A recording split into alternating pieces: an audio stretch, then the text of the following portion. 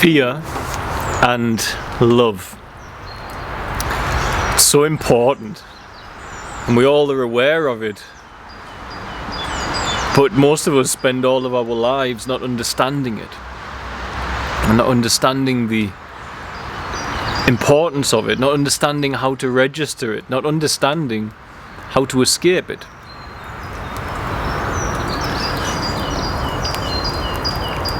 And so there are, of course, elements to reality that want you in fear. And there are persons who want you in fear. And I will get onto that in this video shortly. But I thought I would try and shine a light on what I have experienced around fear and what I have awoken to. The human being has two key important elements to themselves, and really this should be the foundation of ourselves when it comes to living our best life and creating a world that we want to see. Creating the world that we can create. It can be done. But it can't be done in fear. And so if you start off with the feeling, call it an emotion, the experience, the energy, maybe is better, of love and of fear. When you feel love for a loved one, for your child, for your pet, for the world, if you sit with that feeling of love and you watch it, what it is, it's an expansion. It's an expansiveness. And this expansion of energy around you is that feeling of love occurring. And as you open up into that expansion, your energy field gets bigger and people are drawn to it. In fact, people almost want to be in it because they are lacking this which you are presenting. They are not feeling the expansiveness. And fear, on the other hand, is a state of contraction. When you are afraid, you feel the contraction of your energy. If you sit with it and look at it, it's a contraction and you are pulling in.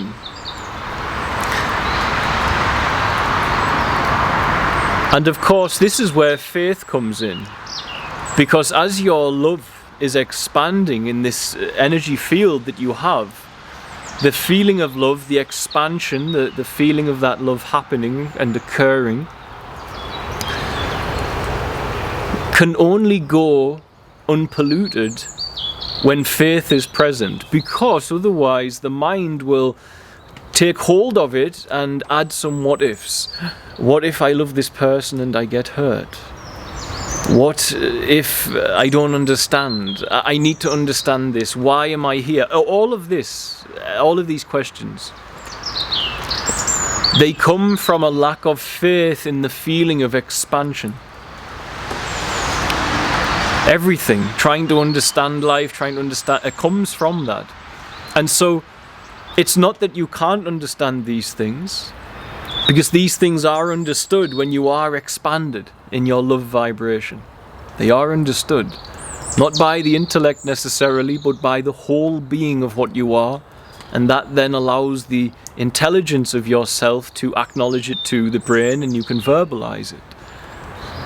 However, we try with mind to solve things, and by doing that, love is expanding, and all of a sudden the mind says, why am I here? What am I doing?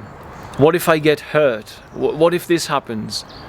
And it comes in, and it starts the contraction, it blocks the flow. And now when you look at fear, therefore, you could say that some of these things I mentioned there, blocking that expansion, are of course fear. What if that person hurts me? I don't know what's ahead of me, and so I should be afraid. And fear of the unknown is crippling for humans. But if you look at fear of the unknown and find its origin, The unknown is not known. The unknown is not known. You don't know it. And so actually what you fear about the unknown is that which you are thinking about the unknown. Now, of course, if you've got some shadowy figure in an alleyway brandishing a knife and you're going to walk down it, fear is a great gift, because the unknown outcome you're able to compute and calculate. This doesn't look good. I should therefore have fear, and therefore you see that the ego and fear in that sense can be your friend. It loves you, it's protecting you, it's witnessed and observed that there's something not quite right, and it's saying, hey, let's not do that. But that's from an observation of a genuine problem. But the majority of human fears are imagined. This is when you see a dangerous situation and you have fear and divert your path. It's an observation. It's reality. It's here. It's now. When something is unknown, for instance, maybe God calls you to do something and you don't understand. It's unknown to you. You may sit with your imagination and start, without faith, to imagine all the possible scenarios that won't be good for you. And so you grow fearful of that which you think about the unknown. And therefore your imagination and your thoughts in that sense, they are generating the fear. And for most of us, this is an occurrence. We are contracted. If you do not feel whole and full and at peace, if you feel uncomfortable each day, if you feel anxiety each day, most likely buried under all of that chatter of the mind, there is some root of fear that is being born from either memories that have not been forgiven, imagination of the unknown and thoughts of the unknown, and imagined scenarios, and one other. A brain hyper-stimulated by technology into the resonance of fear and the frequency of fear, and therefore can't help itself but look at for the worst case scenario, which is the fight or flight, the induced. It's not the normal fight or flight, which is induced by running from a predator. It's the programmed fight or flight induced by the technology we have around us and the media. And so every day we are bombarded with these very negative stories around the world, instead of the very expansive, loving stories. And these negative stories, often if you switch off that news, are not present in most days of your life. There are not emergencies, problems and deceptions and inequalities. In the most part in your community, there's a lot of goodness. It doesn't mean the potential's not there, because this is all potentials of the human nature. But in the most part, these are what the categories of fear we're coming into.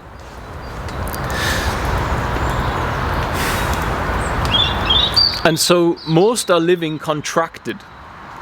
And the feeling of contraction is uncomfortable.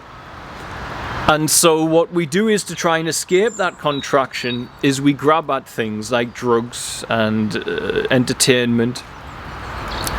And it doesn't necessarily expand us, but it at least distracts us from the contraction and allows us to relax a little bit.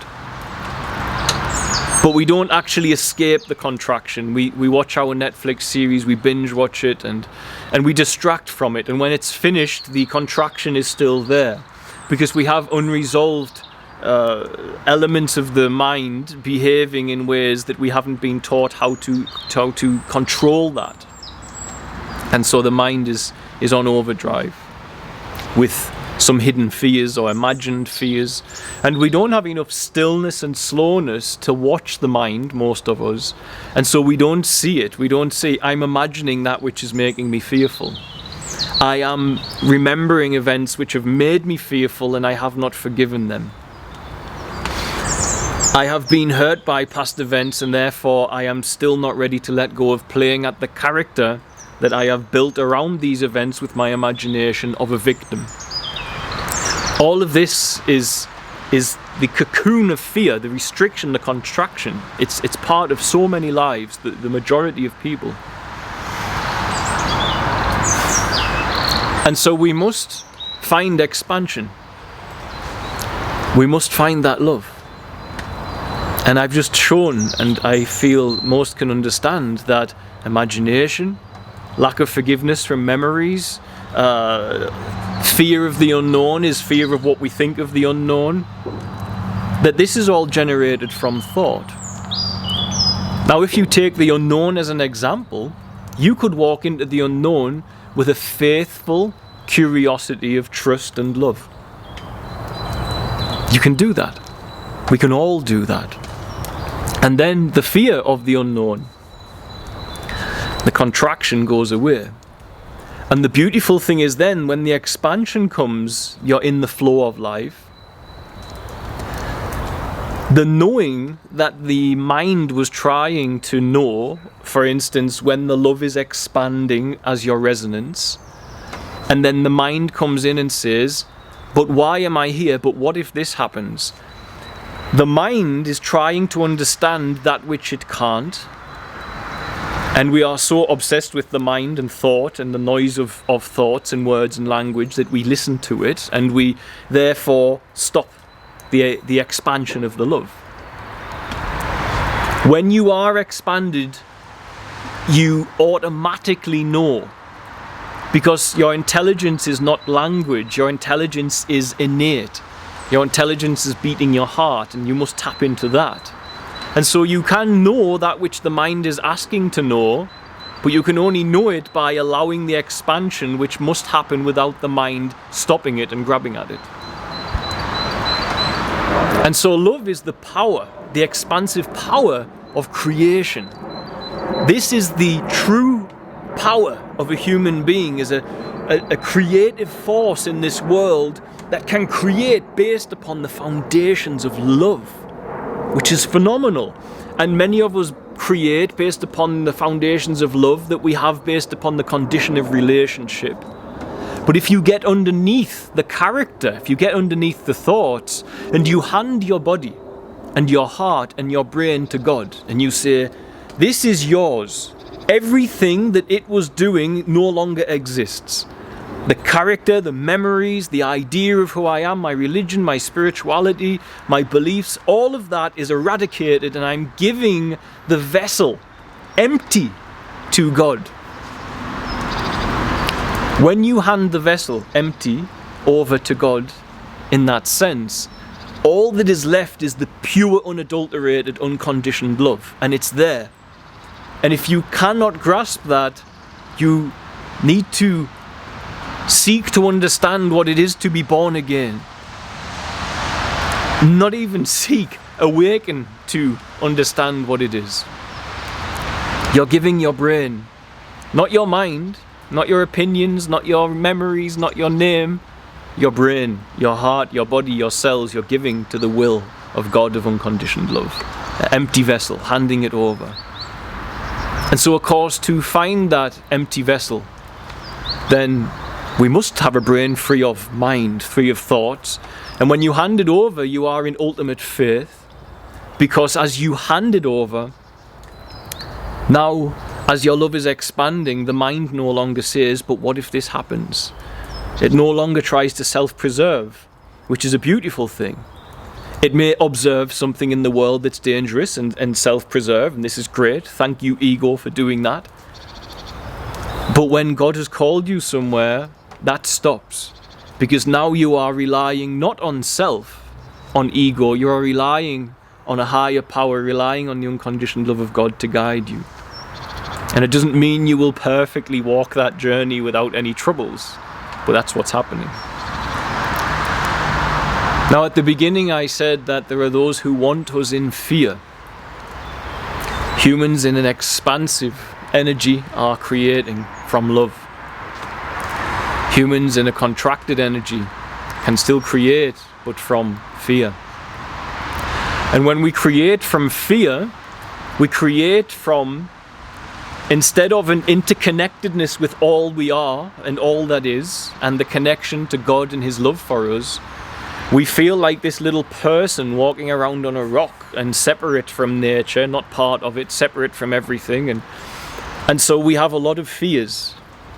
And so those fears often are not seen, but they are present. And even many persons in positions of power, they have those fears because they have that lack of connectivity. And so, of course, they end up going to war. They end up clamoring for money to try and make themselves feel safe. They fear death. Many people fear death, and so they don't understand the connected unity. They believe that the great unknown.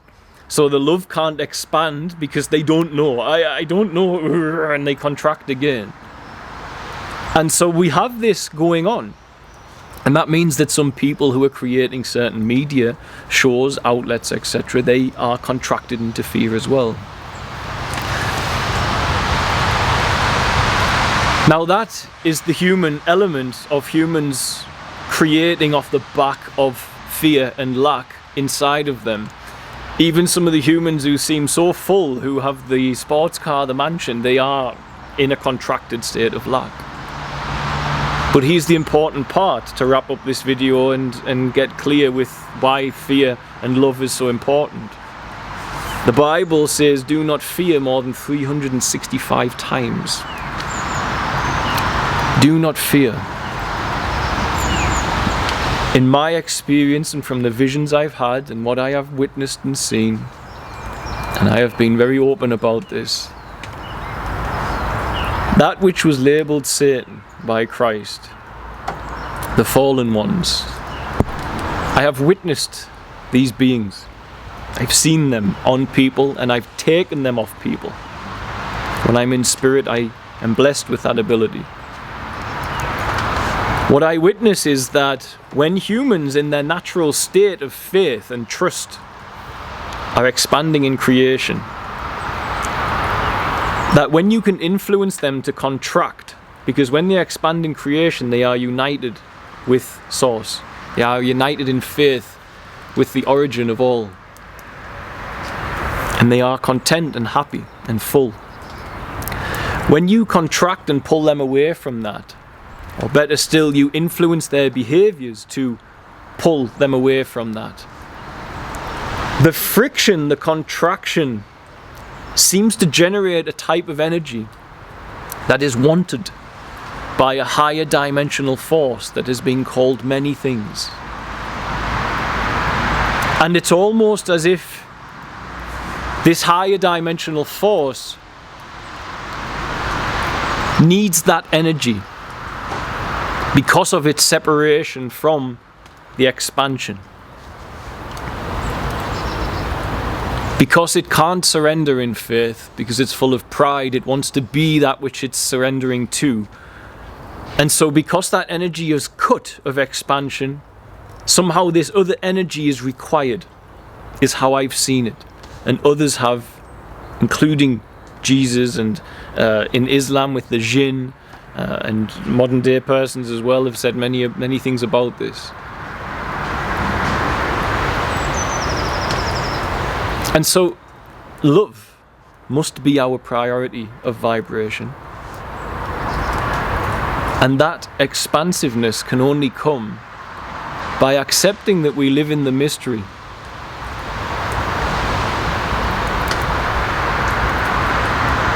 And that beneath the veil of the mind and the lack of control we have over the imagination, thoughts, what we think of the unknown, we fear our own thoughts. When we get beyond the veil, that true expansion comes. And therefore there's nothing for most who hear what I say here, who are often living deeply inside the mental image of who they are, living from the name, from the nationality, from the academic achievements, not living from the empty vessel handed over, will try to engage the one which contracts to find the expansion. So as you expand in love and faith and trust, and you let go, and you say, okay, I'm letting go. I have absolute faith and trust, and I allow my love to keep expanding without any fear of getting hurt. And I may get hurt, but I have no fear of it before it happens, because that would be me fearing my thoughts, because it hasn't happened yet. Or that is me fearing that which I have not forgiven from my past, and it hasn't happened yet. And as you are expanding, the mental character is not present. And so don't try to expand yourself with that character. Don't say, wow, yes, I get this, now what do I do? Now what does who do? If you ask that question, it's the mind asking. The one that can do it is the whole you. The mind, the image of yourself within there, is a small activity of yourself that you have mistaken to be you. And so enter the expansion of love. And when you do, these lower vibrational forces which do affect people, create addiction, create debaucherous behaviors in them, get them doing things that don't make them feel fulfilled, they can't attach to you. And when you expand enough, not only can they not attach to you, but you can take them off. Not only can you take them off other people, you can go to their realm and do stuff there as well, because you are operating from a vibration above what they can reach, because you are still a sovereign child of God, and the God of this world is not. So let love be your resonance, let creation be your resonance. Don't let fear and contraction be who you are. Let expansive creative love be who you are, because it is who you were meant to be, and it's what feels best, and it's what gives the best results in the world. God bless you all. I love you guys. Bye.